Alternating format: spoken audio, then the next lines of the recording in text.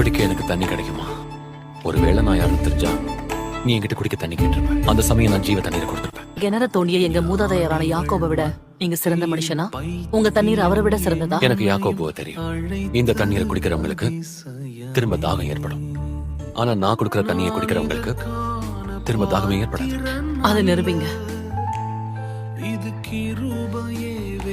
முதல்ல நீ போய் உன் புருஷனை இங்க அழைத்து கொண்டு வா.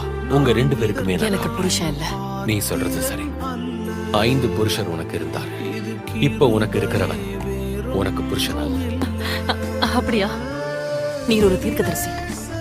அந்த முதல் புருஷர் பேரு ராமன். 2வது நபர் பர்சா. இதெல்லாம் எப்படி உங்களுக்கு தெரியும்? என்ன நீங்க தான் கிறிஸ்துவா?